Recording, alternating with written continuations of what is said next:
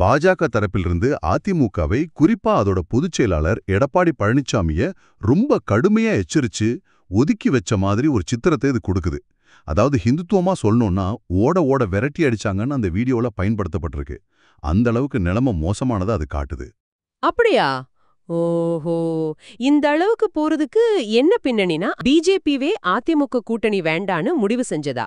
அதாவது பாஜக தலைமை இனி அதிமுகவோட கூட்டணி தேவையில்லைன்னு ஒரு முடிவுக்கு வந்ததா அதுல சொல்லப்படுது. கூடவே அரசு ஊழியர்கள் அரசியல்வாதி ஆகக்கூடாதுன்னு ஒரு கருத்து பத்தி அதுக்கும் இந்த கூட்டணி முறிவுக்கும் என்ன நேரடி தொடர்புன்னு தெளிவா விளக்கப்படல. அதனால நாம் அதை இப்போதைக்கு கொஞ்சம் தள்ளி வைக்கலாம். சரி சரி. அப்போ எடப்பாடி பழனிசாமி தரப்புல என்ன நிலைப்பாடுன்னு அந்த வீடியோ காட்டுது? பன்னீர்செல்வம் அளவுக்கு அரசியல் அனுபவம் இல்லைனாலும் அவர் கட்சியை வழிநடத்த முயற்சி செய்றார் இல்லையா? எடப்பாடி பழனிசாமி பன்னீர்செல்வத்தோட ஒப்பிடும்போது அரசியல் அனுபவத்துல கொஞ்சம் பின்தங்கி இருக்கலாம். ஆனா தனக்கு தெரிஞ்ச வகையில கட்சியை நடத்த முயற்சி பண்றதாகவும், குறிப்பா 2026 சட்டமன்ற தேர்தலை மனசுல வச்சு சின்ன சின்ன கட்சிகளை சேர்த்து ஒரு கூட்டணி அமைக்கலான்னு யோசிச்சுட்டு இருந்ததாகவும் அதுல சொல்லப்படுது.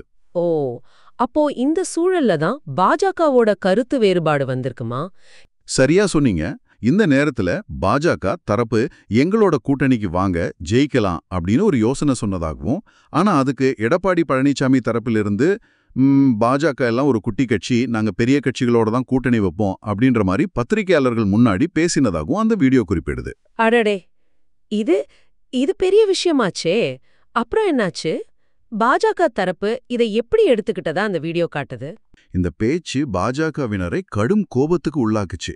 அவங்க எடப்பாடி பழனிசாமிய ரொம்ப கடுமையா எச்சரிச்சதா அதுல சொல்லப்படுது.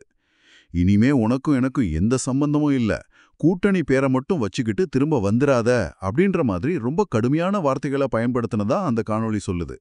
அந்த நடு ரோட்ல ஓட விரட்டி அடிச்சாங்கன்ற உருவகம் கூட இந்த எச்சரிக்கையோட தீவிரத்தை காட்டுறதுக்கு தான் பயன்படுத்தப்பட்டிருக்குன்னு தோணுது.